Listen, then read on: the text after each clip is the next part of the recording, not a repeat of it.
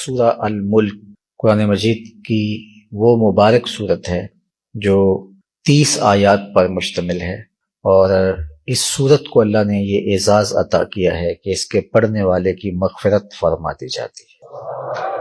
اللہ کے محبوب علیہ السلام اپنی ہر رات میں سورہ السجدہ اور سورہ الملک ان دونوں کی تلاوت فرمایا کرتے، اور چاہے سفر میں ہوتے چاہے حضر میں ہوتے، تو آقا کریم نے کبھی بھی اس معمول کو ترک نہیں کیا، بلکہ فرمایا کہ میری آرزو ہے کہ میری امت کے پاس سورہ الملک ہو۔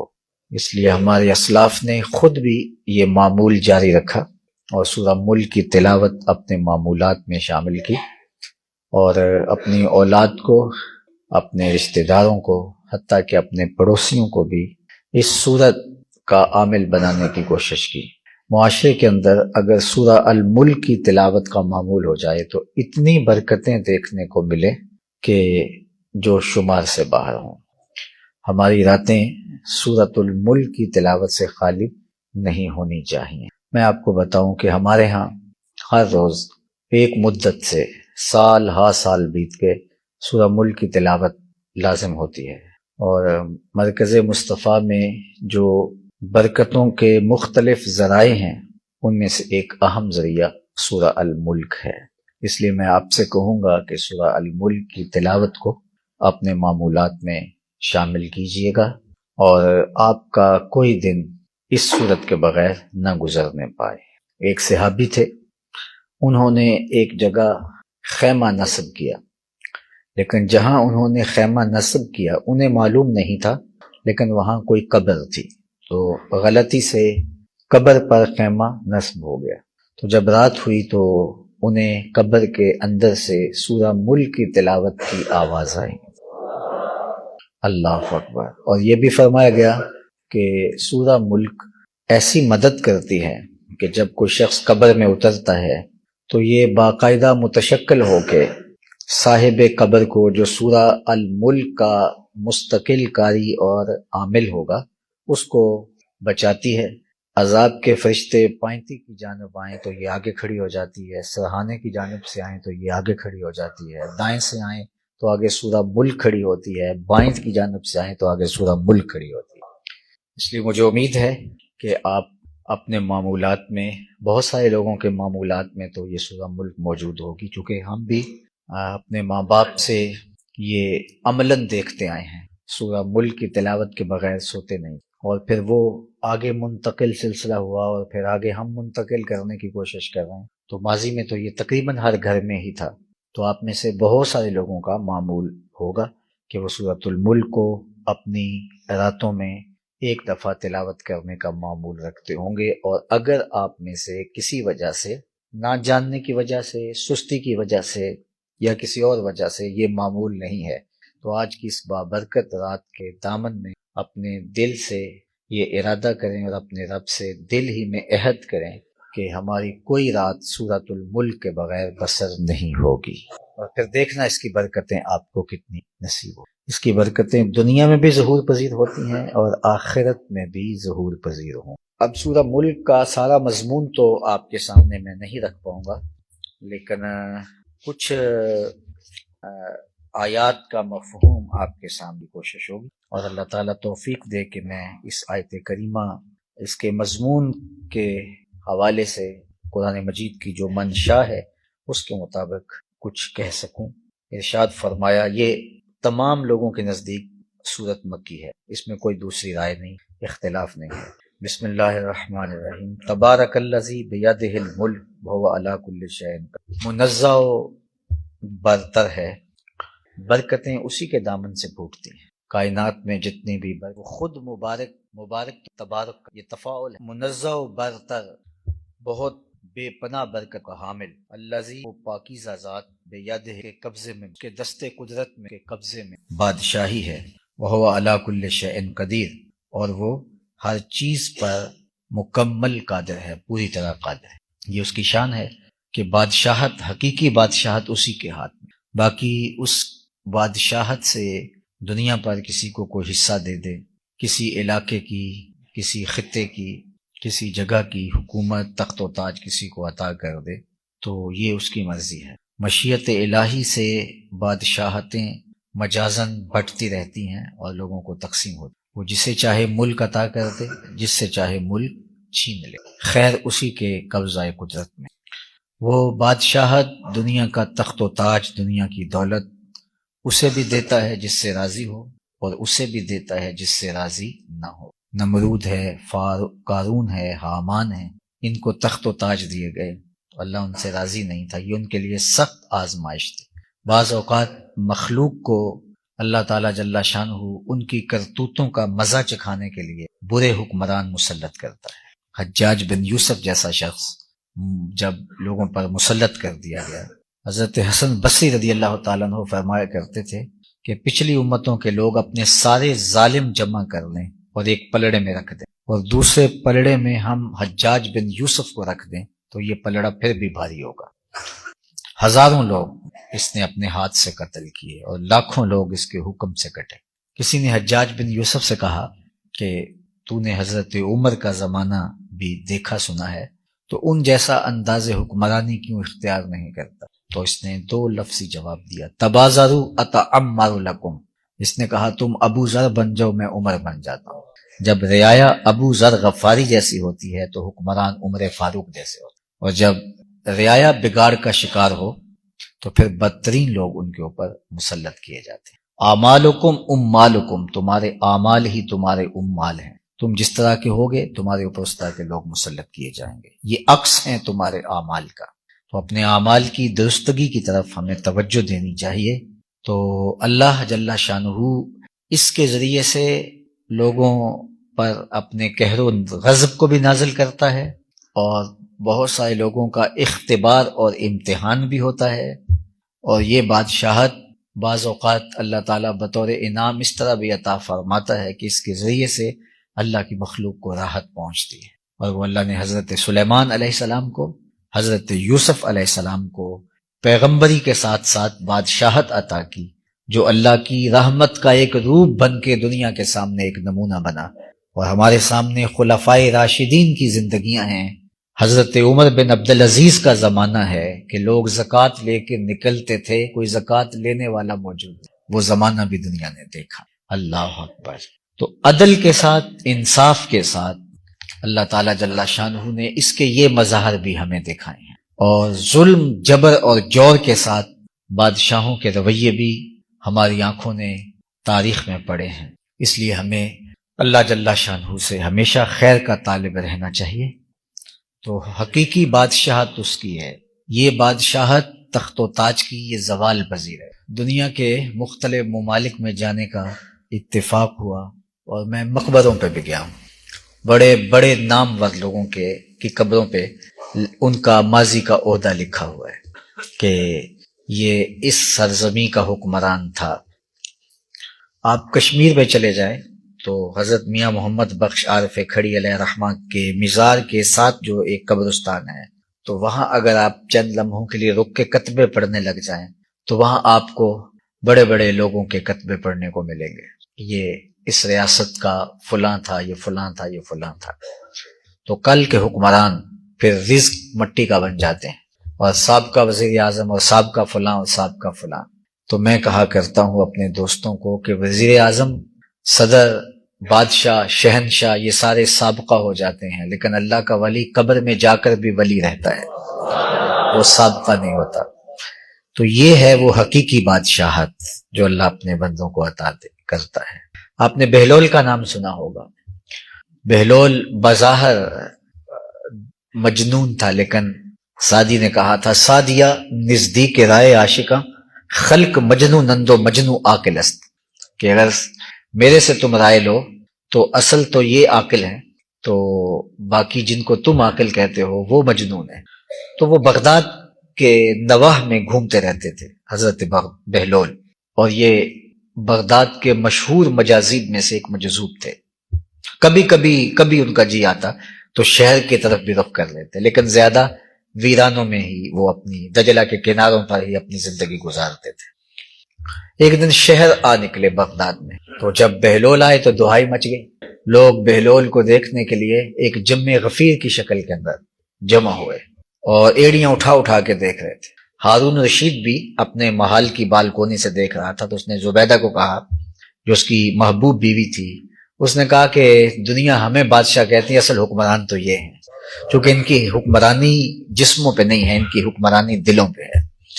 اللہ اکبر۔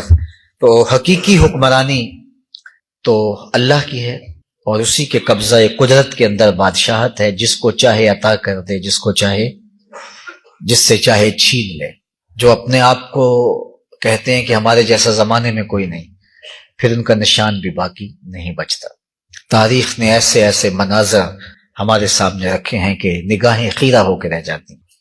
تو اصل حکمرانی، اصل بادشاہت اسی کی ہے، اس لیے کہا تبارک الذی بیدہ الملک، برتر و منزہ ہے، عالی مرتبت شان کا مالک، جس کے قبضے میں بادشاہی ہے، وہ علی کل شیء قدیر، اور وہ ہر چیز پر مکمل پوری طرح قادر ہے۔ الذی خلق الموت والحیات لیبلوکم ایکم احسن عملا وہو العزیز الغفور۔ وہ اس عالی مرتبت شان کا مالک ہے جس نے پیدا کیا ہے موت اور زندگی کو، تاکہ وہ تمہیں آزمائے کہ تم میں سے کون بہتر ہے عمل کے لحاظ سے۔ زندگی اور موت دونوں اللہ کی مخلوق ہیں۔ صحیح بخاری میں روایت موجود ہے کہ ان کو ایک دو رنگ کے مینڈے کی طرح، سفید رنگ کا مینڈا ہوگا اور اس میں داغ ہوں گے سیاہ رنگ کے، تو اس شکل کے مینڈے کی طرح حشر کے میدان میں لایا جائے گا موت کو۔ جنتی جنت سے اور جہنمی جہنم سے لمبی لمبی گردنیں نکال کر کے یہ منظر دیکھ رہے ہوں گے، اور اللہ فرمائے گا جنتیوں سے اسے پہچانتے ہو؟ تو وہ کہیں گے یا اللہ ہاں پہچانتے ہیں، یہ موت ہے۔ اور پھر اللہ تعالیٰ جہنمیوں سے کہے گا اسے پہچانتے ہو؟ وہ کہیں گے ہاں مالک ہم پہچانتے ہیں، یہ موت ہے۔ تو پھر موت کو ذبح کر دیا جائے گا، مینڈے کی شکل میں لا کر، متشکل بنا کر کے، ایک صورت میں لا کر کے اس کو ذبح کر دیا جائے گا۔ اور پھر جنتی اتنے خوش ہو جائیں گے، چونکہ ان کے دل میں ایک موہوم سا خدشہ ہوگا کہیں موت نہ آ جائے۔ اب موت کو جب ان کی آنکھوں کے سامنے ذبح کر دیا جائے گا تو وہ اتنے خوش ہو جائیں گے کہ اگر موت کو موت نہ آئی ہوتی تو وہ خوشی سے مر جاتے۔ اور جہنمیوں کے دل میں ایک امید کی کرن ہوگی کہ کبھی موت آئے تو جان چھوٹ جائے، لیکن جب موت کو بھی ان کی آنکھوں کے سامنے موت آ جائے گی تو وہ اتنے دکھی ہو جائیں گے کہ اگر موت کو موت نہ آئی ہوتی تو یہ صدمے سے، دکھ سے مر جاتے۔ لیکن اب انہیں پتا ہے کہ اب موت بھی نہیں، اب تو گھبرا کے یہ کہتے ہیں کہ مر جائیں گے، مر کے بھی چین نہ پایا تو کدھر جائیں گے۔ تو ایک مشکل آ کھڑی ہوئی سر پہ کہ اب موت کا بھی نقطہ انجام جو ہے وہ سامنے ہے، اب موت بھی نہیں ہے۔ تو اگر پھنس گئے ہیں تو پھر ڈاڈی مشکل ہے، اور اگر نجات مل گئی ہے تو پھر موج ہی موج ہے۔ تو یہ الذی خلق الموت والحیات لیبلوکم ایکم احسن عملا، اس پر 5 اقوال ہیں، علماء تفسیر نے بیان کیے، لیکن اگر میں ان کی تفصیل کی طرف اپنا رخ کیا تو شاید بہت کم مضمون آپ کے سامنے رکھ پاؤں گا۔ تو میں چاہتا ہوں کہ کچھ نہ کچھ زیادہ سے زیادہ آیات، چونکہ جو لوگ اس کا معمول رکھتے ہیں سورہ ملک کی تلاوت کا، ان کو پڑھنے میں لطف آئے گا، اور جنہوں نے آج سے ارادہ کیا ہے تو ان کو ایک خاص حظ اس کا نصیب ہوگا۔ والذی خلق الموت والحیات، اس نے زندگی اور موت دونوں کو پیدا کیا، تخلیق کیا۔ تو مخلوق ہے موت بھی اور مخلوق ہے حیات بھی۔ اللہ اکبر۔ موت اور زندگی کو پیدا کیوں کیا؟ لیبلوکم، تاکہ وہ تمہیں آزمائے، تمہیں پرکھے، ایکم احسن عملا، کہ تم میں سے اچھے اعمال کون بجا۔ تو زندگی اور موت کی تخلیق کا مقصد کیا ہوا؟ پرکھ، آزمائش۔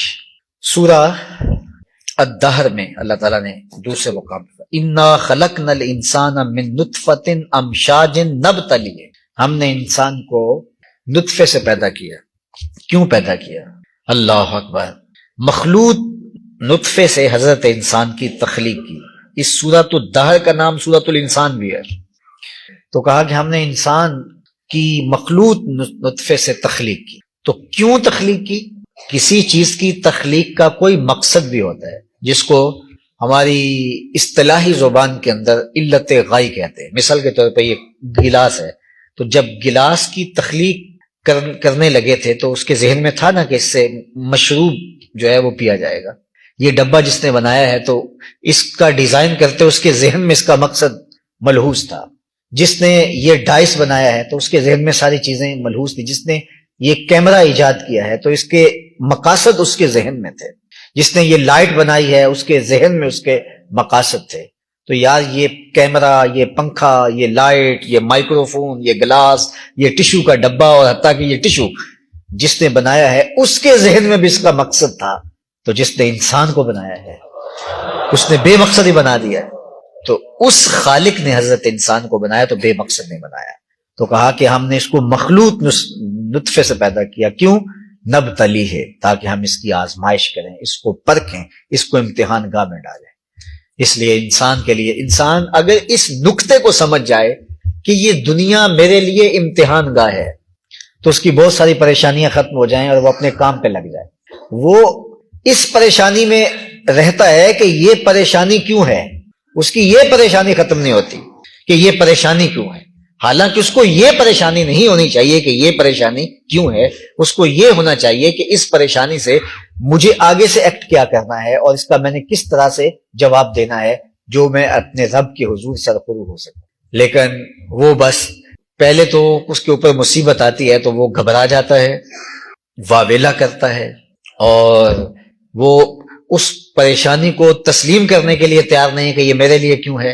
اور جو اصل مقصد تھا اس کے نتیجے میں کہ یہ اس پر حقیقی تاثر کیا دیتا ہے، تو بعض اوقات سارا وقت اس کا ان چیزوں میں ضائع ہو جاتا ہے.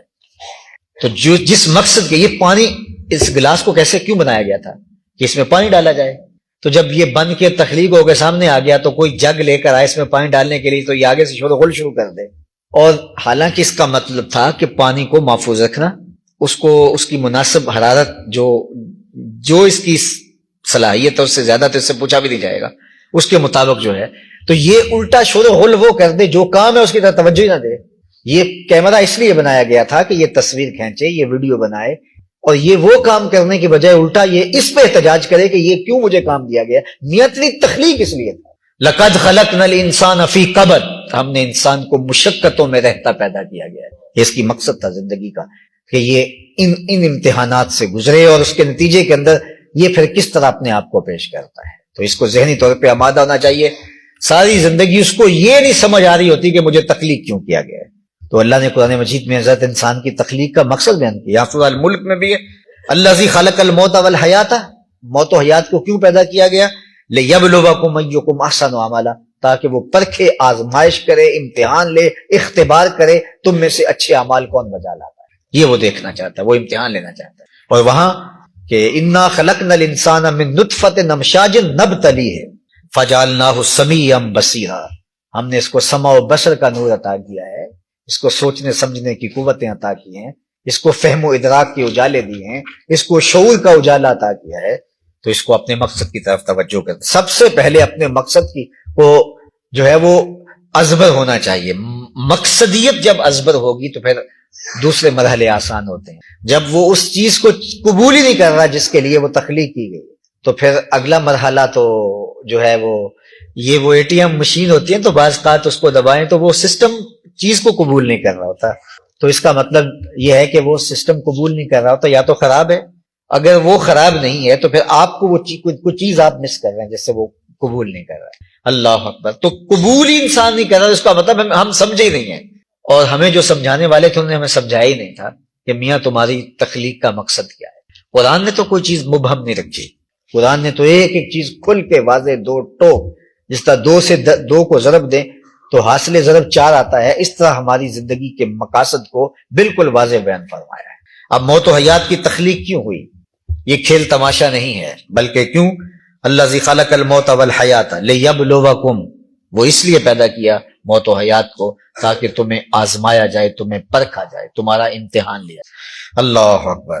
ایکم احسن عملا، کہ تم میں سے اچھے اعمال کون بچا لاتا ہے. جب تمہیں یقین ہوگا کہ تم نے مرنا ہے تو پھر تم اپنی مختصر زندگی کو با مقصد بنانے کی کوشش میں لگ جاؤ. لیکن اگر تمہیں یہی نہیں ہے کہ ہم نے جانا ہے تو پھر اپنی زندگی کو پھر اپنی خواہش کے مطابق گزارو گے. وہو العزیز الغفور، اور وہی دائمی عزت والا اور بخشنے والا ہے. اللہ اکبر، حقیقی عزتیں اسی کے پاس ہیں اور وہ جس کو چاہے عزتوں سے نوازتا ہے اور بخشنے والا ہے۔ مطلب یہاں بخشش کا ذکر کیوں آ گیا؟ جو رؤوس الآیہ ہیں، جو آیات کا آخر میں اللہ تعالیٰ کے کوئی دو صفاتی نام آ جاتے ہیں، رؤوس الآیہ، آیت کے جو سر ہوتے ہیں آخر میں، اس کا ما قبل سے کوئی تعلق ہوتا ہے۔ ایسے نہیں ہوتا کہ ایک بات کر کے دوسری جگہ کوئی اور بات کرتی، چونکہ یہ ایک تسلسل ہوتا ہے اور کا ما قبل اور ما بعد سے کوئی ایک ربط ہوتا ہے۔ وہ کیا کسی نے کہا تھا نا کہ جنگل میں کوئی مے خار مرا ہے، اسے انگور کے پتوں کا کفن دو، تو انگور کے پتوں کا کفن اس لیے دیا جانا ہے کہ مرنے والا مے خار ہے، کوئی تعلق بنتا ہے نا انگور کے پتوں کا، اس لیے جو ہے وہ اگر وہ مے خار نہ ہوتا تو کسی پتوں کا بھی کفن اس کو دے دیا جاتا۔ تو شاعر نے یہاں اتنا خیال رکھا ہے کہ مرنے والا مے خار ہے تو لہذا کفن انگور کے پتوں کا ہونا چاہیے، تو رؤوس الآیہ ما قبل اور ما بعد کی جو ہے وہ مطابقت میں ہوں گی۔ اللہ اکبر۔ اب عمل میں کوتاہی ہو سکتی ہے، انسان کوشش کرے لیکن اس کے باوجود انسان ضعیف ہے، کمزور ہے، تو کہا کوئی بات نہیں، تمہارا خلوص نیت کے ساتھ کوشش کرنا ضروری ہے، کوتاہی ہو گئی کوئی بات نہیں، وہ غفور ہے، وہ معاف کرے۔ نیتوں میں بری نہیں نہ دلوں میں بری میں، میرے حضرت کا ایک شعر ہے پنجابی کا، دلوں میں بری نہیں نہ نیتوں بری میں، گناہ میں تو ہو جاندے لاچاریاں، یعنی میں اندر سے بھی برا نہیں ہوں اور میں نیت سے بھی برا نہیں ہوں، لیکن اس کے باوجود اگر گناہ ہو جائیں تو وہ لاچاری ہے۔ تو یہی تو بیان فرمایا گیا ہے، وَهُوَ الْعَزِيزُ الْغَفُورُ، وہ عزیز بھی ہے اور وہ غفور بھی ہے۔ الَّذِي خَلَقَ سَبْعَ سَمَاوَاتٍ طِبَاقًا، جس نے بنائے 7 آسمان اوپر نیچے۔ اللہ اکبر۔ مَا تَرَىٰ فِي خَلْقِ الرَّحْمَٰنِ مِن تَفَاوُتٍ، ارشاد فرمایا کہ تمہیں نظر نہیں آئے گا رحمان کی تخلیق میں، اس کی آفرینش میں، اس کے پیدا کرنے میں کوئی تفاوت، کوئی فرق نظر نہیں آئے گا۔ اللہ اکبر۔ اتنا بڑا آسمان تخلیق فرمایا لیکن تمہیں اس میں کوئی کجی نظر نہیں آئے گی۔ ایک اسلامک سینٹر تعمیر ہو رہا ہے، تو میں آج ہی دوپہر کو دیکھنے اس کو گیا، تو میں نے 8 7 10 جگہوں پر ان کو نشاندہی کی، میاں یہ دیکھو، یہ دیکھو، یہ دیکھو، یہ دیکھو۔ حالانکہ میں کوئی شعبے کا شخص نہیں ہوں، لیکن میں ایک چیز کو بنظر غور دیکھوں تو 5 7 غلطیاں میں نکال لیتا۔ ایک جو ہے وہ 2 یا 3 کنال پر جو کنسٹرکشن ہوئی ہو اس کو میں غور سے دیکھتا ہوں، اسی طرح آپ کا بھی یہ حال ہے۔ اور یہ 2 4 کنال پہ کنسٹرکشن نہیں ہوئی، یہ آسمان تکراں تا بکراں پھیلا ہوا ہے، اور اللہ تعالیٰ نے یہ دعوت انجینئروں کو بھی دی ہے، یہ باریک بینوں کو بھی دی ہے، یہ کائنات کے ہر شخص کو دی ہے۔ کہا ذرا آسمان کی طرف نظر اٹھا کر کے دیکھو، کوئی فرق تمہیں کہیں دکھائی دیتا ہے؟ اللہ اکبر۔ ما تری فی خلق الرحمن من تفاوت، تمہیں خدا کی تخلیق کے اندر کوئی تفاوت دکھائی نہیں دے گا۔ فرج البصر، اچھا پھر دوبارہ نظر اٹھا کے دیکھ لو، ایک دفعہ دیکھ لیا، کہا کہ اور تسلی کر لو، فرج البصر، پھر دیکھ لو نگاہ اٹھا کے، حل تری من فطور، تمہیں کوئی رخنہ دکھائی دیتا ہے؟ ثم ارجع البصر کرتین، پھر کہا بار بار نظر اٹھا کے دیکھو۔ اللہ ینقلب الیک البصر خاسئا وہو حسیر، تمہاری نظر نقص ڈھونڈنے میں ناکام ہو کے، تھکی ہوئی ہو کے واپس پلٹ آئے گی، جو ہے وہ پس ماندہ ہو کے واپس آ جائے گی، لیکن اللہ کی تخلیق میں تم نقص نہیں نکال سکو۔ اللہ، یہ اتنے ستارے لگائے، پھر ستارے روشنی الگ دیتے ہیں، آنکھوں کو ٹھنڈک الگ دیتے ہیں، بھٹکنے والوں کو راستہ الگ دکھاتے ہیں۔ ایک ستارے سے اس نے کیا کام ہے، اور رجم شیاطین کے لیے الگ ان کی گرشمہ سازی۔ تو اتنا بڑا آسمان، سب سے پہلے اس کی کاریگری کے رنگ دیکھیے، 1 فٹ کی ٹائل بغیر سپورٹ کے آپ کھڑی نہیں کر سکتے، اور اتنا بڑا آسمان بغیر ستونوں کے کھڑا کیا ہوا ہے۔ ذرا اس تخلیق پہ غور کرو۔ پھر اس کا جو کلر بنایا گیا ہے، پھر اس کے اوپر جو کندیلیں آویزاں کی گئی، پھر اس کی وسعت، اس کی بے قرانیاں۔ تو اللہ نے کہا دیکھو یہ 7 آسمان ہے، یہ ایک ہے جو تمہیں دکھائی دے رہا ہے، پھر اس کے اوپر جو ہے وہ درجہ بدرجہ 7 آسمان ہے۔ چلو تم اس آسمان دنیا کو دیکھ رہے ہو، تم دیکھو اس کو، بار بار دیکھو، نظریں اٹھا اٹھا کر دیکھو، تنقیدی نگاہ سے دیکھو، کوئی نقص ڈھونڈ کے دکھاؤ۔ اللہ اکبر۔ کہا تم کوئی نقص، تمہاری نظر تھک ہار کے واپس پلٹ آئے گی۔ آسمان تو بہت دور ہے اور اس کی وسعت بہت بڑی ہے، اس نے جو بھی بنا دیا ہے تم اس میں کوئی تبدیلی کر ہی نہیں سکتے۔ ایک ڈیزائن لیتا ہے نا، یہ کپڑے کے ڈیزائن کرنے والے یا کوئی اور، یا یہ گھروں کو بنانے والے، تو معمولی فرق سے کوئی نیا ڈیزائن بنا دیتے ہیں اور وہ ایک پہلے ڈیزائن سے زیادہ خوبصورت دکھائی دیتا ہے۔ اس طرح لوگ اللہ تعالیٰ نے ذہن رسا لوگوں کو دیے ہوئے ہیں کہ کسی نے کوئی ڈیزائن تیار کیا تو اس کو ہی لے کر کے اس کے اندر کچھ تبدیلیاں کر کے تو ایک نیا ڈیزائن بنا، تو جب وہ شکل سامنے آئی تو کہا یار یہ تو اس سے زیادہ بہتر ہے۔ یہ دنیا داروں کی تخلیق کو تبدیل کر کے ایک دنیا دار دوسری تخلیق کو اس سے بہتر بنا سکتا ہے، لیکن اللہ کی جو تخلیق ہے ذرا اس کو بدل کے تو دیکھو، صرف انسان کا ڈیزائن ہی بدل کے دکھا دو، ناک کی جگہ کان لگا دو، کانوں کی جگہ آنکھیں لگا دو، ہاتھوں کی جگہ ہونٹ لگا دو، ہونٹوں کی جگہ کوئی ایک چیز ہی تبدیل کر کے اس کے سائز بڑے چھوٹے کر کے ذرا شکل بنا کے تو دکھاؤ جو رحمان نے بنائی ہے۔ تو جب ایک شکل اور صورت تم نہیں بنا سکتے، اس کی تخلیق کو تم نہیں بدل سکتے، وہ احسن الخالقین۔ اللہ اکبر۔ تو اتنا بڑا آسمان، تو کہا بار بار دیکھو، نظر اٹھا کر کے دیکھو، تم نظر اٹھاؤ گے تو تمہیں کچھ رکھنا نظر نہیں آئے گا، تمہاری نظر تھک ہار کے واپس پلٹ آئے گی۔ وَلَقَدْ زَيَّنَّا السَّمَاءَ الدُّنْيَا بِمَصَابِيحَ وَجَعَلْنَاهَا رُجُومًا لِلشَّيَاطِينِ وَأَعْتَدْنَا لَهُمْ عَذَابَ السَّعِيرِ، اور ہم نے زینت بخشی، آراستہ کیا قریبی آسمان کو، پہلے آسمان کو، بے مصابیح چراغوں سے، وجعلناها اور ہم نے بنایا ان چراغوں کو، رجوما للشیاطین شیاطین کے لیے مار بکھانے کا ذریعہ، وآتدنا لهم عذاب السعیر اور ہم نے تیار کر رکھا ہے ان کے لیے دہکتی آگ کا عذاب۔ یعنی ستارے جس طرح روشنی کا کام دیتے ہیں، لٹکتی ہوئی قندیلیں ہیں آسمان پر، ذوق نگاہ کی تسکین کا سامان کرتے ہیں، قرار باطن کا سبب میں بھٹکو ہوں کو راستہ دکھاتے ہیں، عبادت گزاروں کو وقت بتاتے ہیں۔ اللہ اکبر۔ یہ سارے کام کرتے ہیں یہ ستارے، جہاں عبادت گزاروں کو وقت بتاتے ہیں وہاں شیاطین کو بگانے کے کام بھی آتے ہیں۔ اور یہ نہیں ہے کہ ستارہ ٹوٹتا ہے اور ایک ستارہ کم ہو گیا۔ اللہ اکبر۔ امام فخر الدین رازی نے اس مقام پہ تفصیلی بحث کی ہے، امام قرطبی نے اس پر تفصیلی بحث کی ہے۔ آپ نے فرمایا ستارہ تو اپنی جگہ پہ قائم ہوتا ہے، نہ اس کی ذو کم ہوتی ہے نہ اس کی حیت تبدیل ہوتی ہے، بلکہ اس سے ایک شعلہ پھوٹتا جو شیطان کو بگا دیتا ہے۔ اللہ اکبر۔ فرمایا اور ان کے لیے یہ تو ایک وقتی عذاب ہے جو ان کو دیا جاتا ہے، لیکن ان کے لیے مستقل عذاب بھی ہم نے جہنم کا تیار کر رکھا ہے۔ وَلِلَّذِينَ كَفَرُوا بِرَبِّهِمْ عَذَابُ جَهَنَّمَ وَبِئْسَ الْمَصِيرُ، اور ان کے لیے جنہوں نے انکار کیا اللہ کا، اپنے رب کا انکار کیا، عذاب و جہنم کا عذاب ہے، وَبِئْسَ الْمَصِيرُ، اور وہ بہت بری جگہ ہے لوٹ کر جانے، یعنی جہنم بہت بری جگہ ہے۔ جہنم کے عذابوں کے حوالے سے حضور نے ایک دن جبریل امین سے پوچھا کہ مجھے جہنم کے عذابوں کا تذکرہ سناؤ، تو جبریل امین نے عرض کی اخف العذاب، سب سے خفیف ترین ہلکا ترین عذاب یہ ہوگا، خفیف نہیں اخف، سب سے ہلکا عذاب یہ ہوگا کہ جہنمی کے پاؤں میں آگ کے جوتے ہوں گے، باقی اس کے بدن آگ میں نہیں ہوگا، صرف اس کے بدن، اس کے پاؤں میں آگ کے جوتے رکھے جائیں گے۔ یغلی منہما دماغہ، وہ اتنے گرم ہوں گے کہ اس کی حدت سے اس جہنمی کا دماغ پگھل کر ناک اور کانوں کے راستے سے باہر آ جائے گا۔ یہ سب سے ہلکے عذاب کی کیفیت ہے، اور جو سخت عذاب ہیں اللہ یعذ باللہ، تو یہ ان لوگوں کے لیے اللہ نے تیار کر رکھا ہے جو اس کا انکار کرتے ہیں۔ اذا القوا فیہا سمعوا لہا شہیقا وہی تفور، جب وہ جھونکے جائیں گے، القوا ڈالے جائیں گے، فیہا اس آگ میں، سمعوا لہا شہیقا وہی تفور، تو وہ اس کی زوردار گرج سنیں گے۔ یعنی جب آگ جلتی ہے تو آگ کی جلنے سے ایک آواز پیدا ہوتی ہے، اور یہ بڑی خوفناک آواز ہوتی۔ کبھی آپ نے بھٹی جلتی ہوئی دیکھی ہو، جہاں آگ کا رنگ بھی بدل کے نیلا ہو جاتا ہے، تو بھٹی پر جلتی ہوئی آگ جب بہت تیز ہوتی ہے تو وہ ایک خاص قسم کی اس کی گونج ہوتی ہے، اس کو کہا جاتا ہے شہیق۔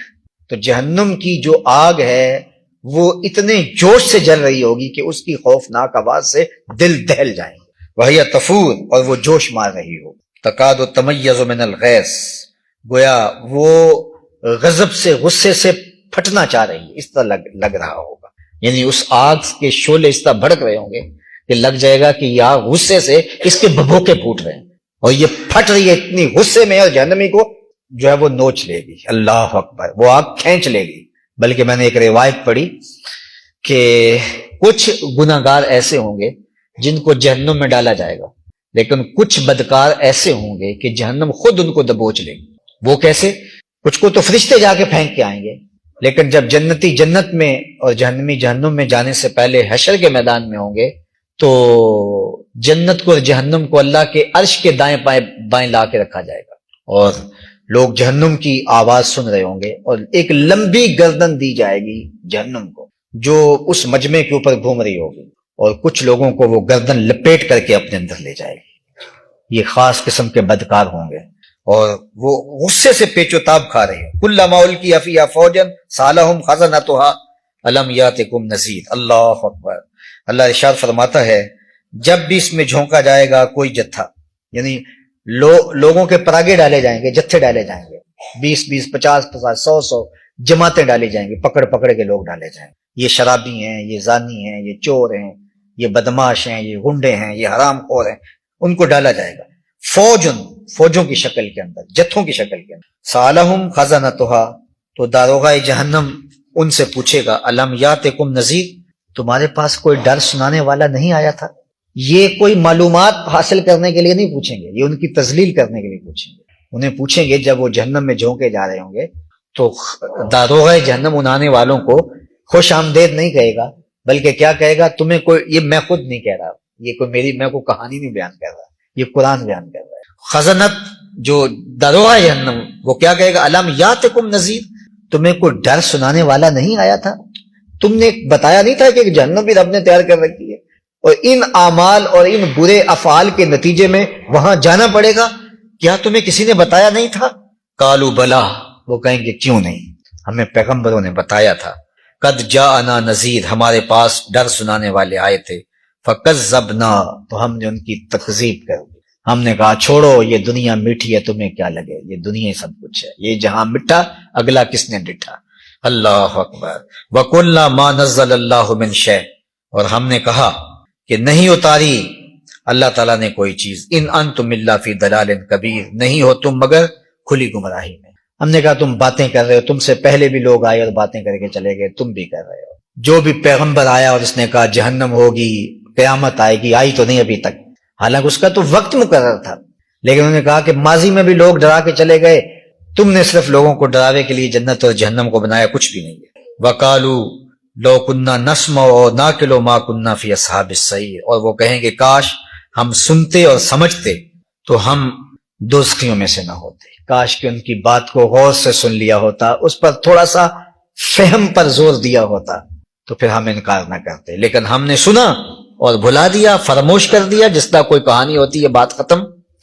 رب کا قرآن ہمیں بتا رہا تھا، 104 کتابیں نازل ہوئیں، پیغمبر آئے، ایک پیغمبر نہیں، 1,00,000 کئی ہزار پیغمبر آئے، پیغمبروں کا سلسلہ موقوف ہوا، ختم نبوت کی مہر لگی تو جانشین پیغمبروں کے آتے رہے، اور انہوں نے آ کے لوگوں کو جو ہے وہ تنذیر کی، لوگوں کو بتایا، قرآن کے احکام لوگوں کے سامنے رکھ کے۔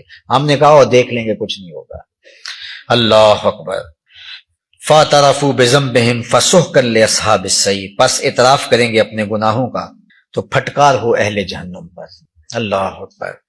یہ بہت سخت لفظ ہے سحقن کا، تو کتنی پھٹکار ہوگی، جس پر پھٹکار ہوگی اللہ اس کی طرف نظر رحمت سے دیکھے گا بھی نہیں، کتنی ذلت ہوگی کہ جو قیامت کے دن اللہ کی پھٹکار کا مستحق ہوگا۔ ان الذین یخشون ربهم بالغیب۔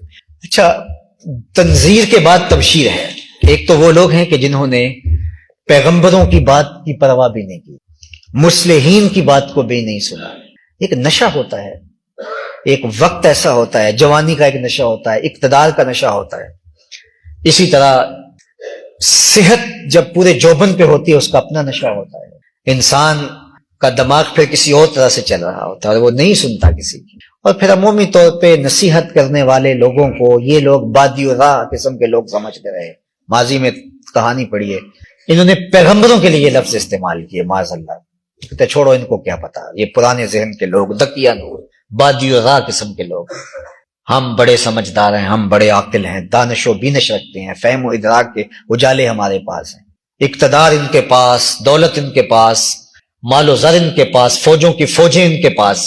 تو یہ کافر کہتے تھے کہ یہ کیا باتیں کر رہے ہو تم مسکین اور غریب لوگ، اور سب کچھ ہمارے پاس، عذاب آئے گا، اور پھر ہنس کے کہتے تھے عذاب آیا تو تمہیں دبوچے گا، ہمیں تو کچھ نہیں کر سکے گا۔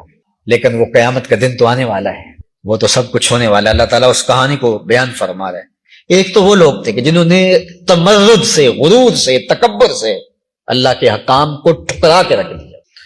اللہ فرماتا ہے پسے پش ڈال دیا، پیغمبروں کی باتوں کی پرواہ تک نہ کی، ان کا مذاق اڑایا، حتیٰ کہ قرآن پڑھیے انہوں نے پیغمبروں کو گمراہ تک کہا، انہوں نے پیغمبروں کو کہا کہ جو ہے وہ فی صفاحت، تم جو ہے وہ معاذ اللہ نادانی کی باتیں کر رہے ہو، صفی کہا، بے وقوف کہا، انہوں نے کیا کیا کہا۔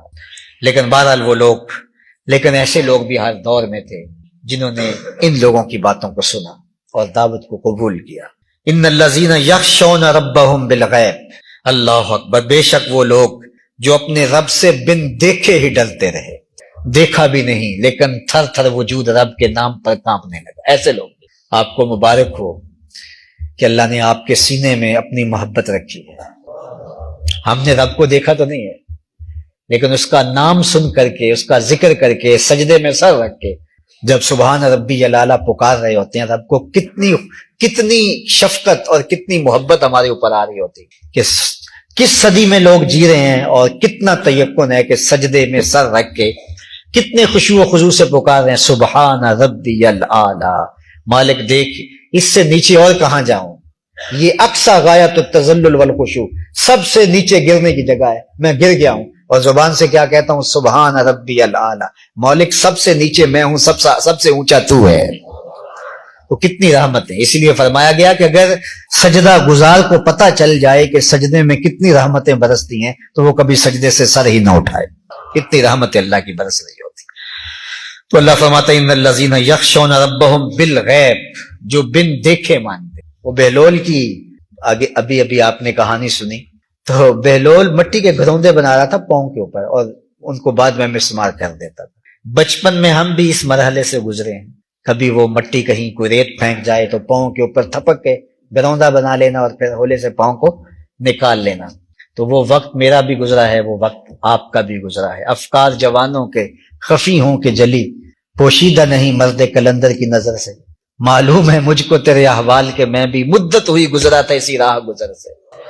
اس راہ گزر سے ہم گزرے ہیں، یہ کھیل ہم کھیلتے رہے۔ تو بہلول بھی دجلہ کے کنارے مٹی کے گروندے بناتا تھا، پھر مسمار کر دیتا تھا۔ تو ملکہ بادشاہ گزرا اور اس نے کہا کہ کیا کر رہے ہو؟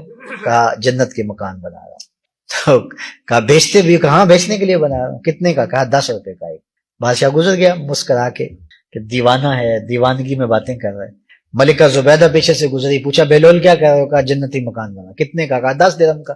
تو اس نے 10 درہم نکال کے دیے، تو اس نے دیکھے اور دریا میں پھینک دیے اور ایک گروندے کے گرد دائرہ کاٹ دیا، کہا کہ ہاں یہ تمہارا ہوا۔ ملکہ چلی گئی۔ بادشاہ سویا، مقدر جاگا، کیا دیکھتا ہے جنت میں بڑے خوبصورت محل ہیں، ایک محل کے اوپر لکھا ہے ملکہ زبیدہ۔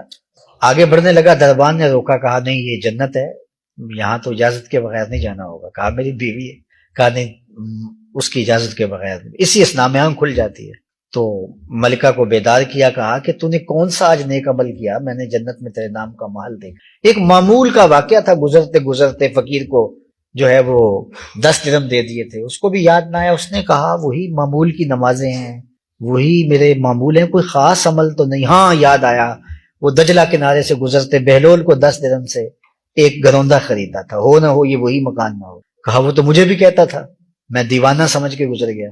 اب اگلے دن بادشاہ قصدن اس راستے سے گزرا اور دل میں تھا کہ آج بہلول پھر اسی موج میں، اسی شغل میں مل جائے۔ فقیر کی اپنی موج ہوتی ہے، کبھی نہیں ہوتی۔ تو دوسرے دن اس نے جب دیکھا تو وہ اسی کام میں لگا ہوا تھا۔ اس نے کہا اچھی بات ہے۔ کہا کہ کیا کر رہے ہو؟ اس نے وہی جواب دیا، محل بنا رہا ہوں جنت کے۔ کہا بیچتے ہو؟ کہاں بیچنے کے لیے بنایا ہے۔ کہا کتنے کا؟ کہا آدھی حکومت لگے گی۔ کہا کل ہی تو 10 درہم کا میری بیوی نے خریدا اور مجھے بھی آپ یہ قیمت بتا رہے تھے۔ کہا اس نے ان ڈٹھا سودا کیا، تم